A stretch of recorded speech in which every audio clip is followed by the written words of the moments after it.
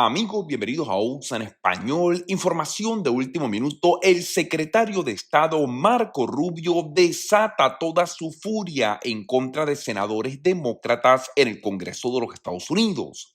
Quédense hasta el final del video para que conozcan todo lo que está ocurriendo en Washington con esta noticia de último minuto que toma por sorpresa el día de hoy a todo el pueblo americano. Recuerden darle clic al botón me gusta, eso de verdad nos ayudaría muchísimo y no olviden tampoco suscribirse, que es totalmente gratuito.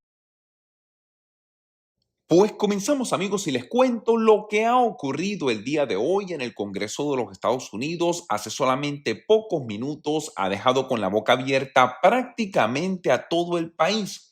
El secretario de Estado Marco Rubio se encuentra en este momento en la sede del Senado explicando a todos los senadores demócratas y republicanos la política migratoria y la política internacional de la administración de Donald Trump, pero muy especialmente las acciones y decisiones que han sido tomadas a nivel migratorio durante los últimos meses, algo que desató la furia total entre el secretario de Estado Marco Rubio y algunos senadores del Partido Demócrata, quienes reclamaron al secretario de Estado las políticas de la administración de Donald Trump, quienes han dicho son violatorias de los derechos humanos, de las leyes internacionales y sobre todo de los derechos de los inmigrantes en este país. Les voy a colocar el video de lo que ha ocurrido en este momento, que ha generado mucha controversia y que por supuesto los medios de comunicación están reproduciendo en todo el país. Si les gusta nuestro contenido, no olviden por favor darle clic al botón de gracias, que eso sería de gran ayuda para nuestro canal. Instructed you to facilitate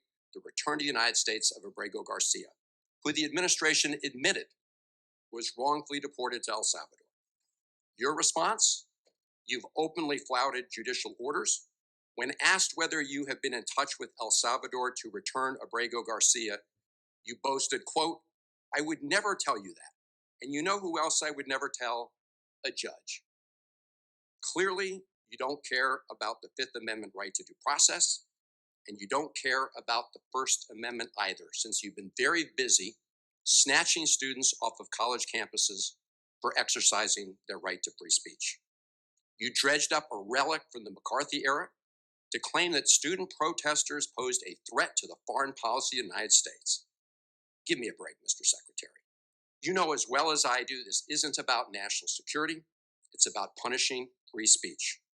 And you know that in America, the government doesn't get to use its power to punish speech it doesn't like.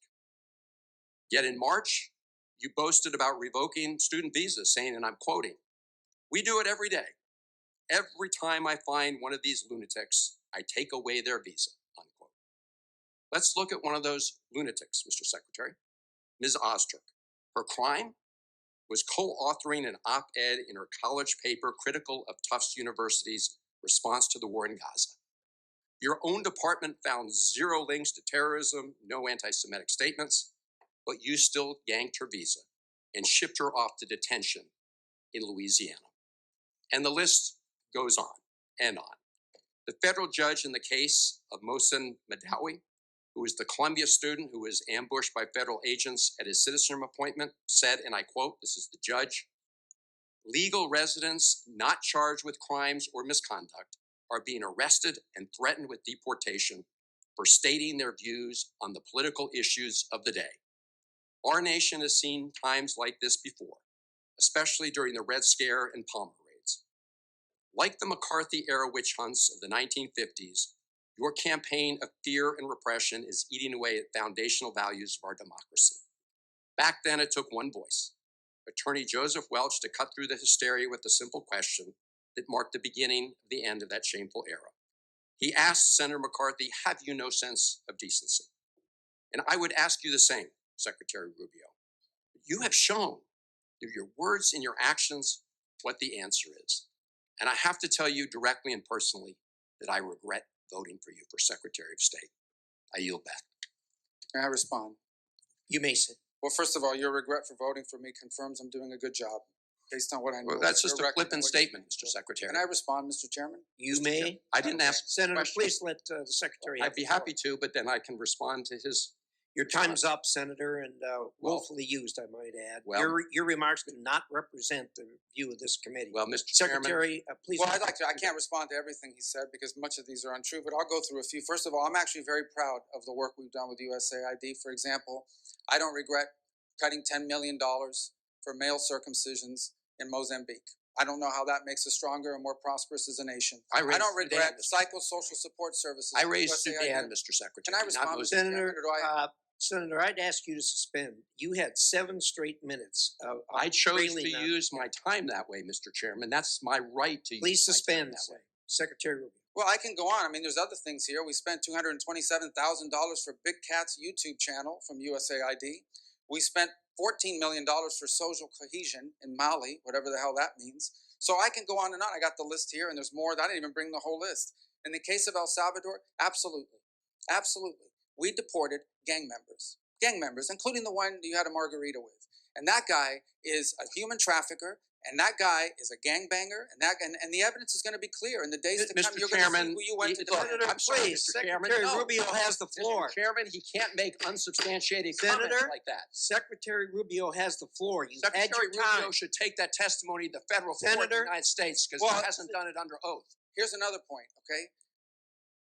There is a division in our government between the federal branch and the judicial branch. No judge in the judicial branch cannot tell me or the president how to conduct foreign policy.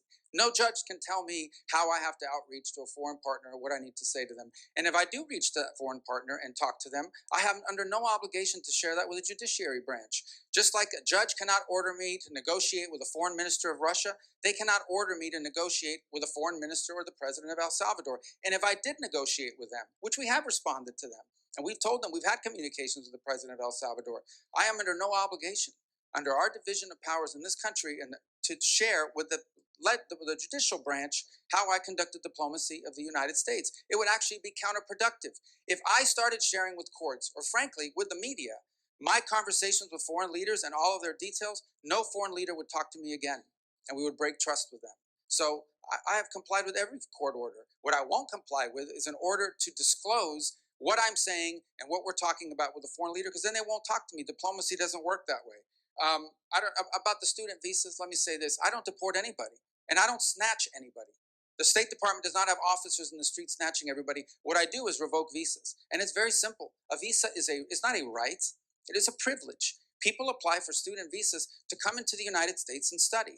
And if you tell me that you're coming to the United States to lead campus crusades, to take over libraries and try to burn down buildings and acts of violence, we're not going to give you a visa. Is that what Ms. Ostork did?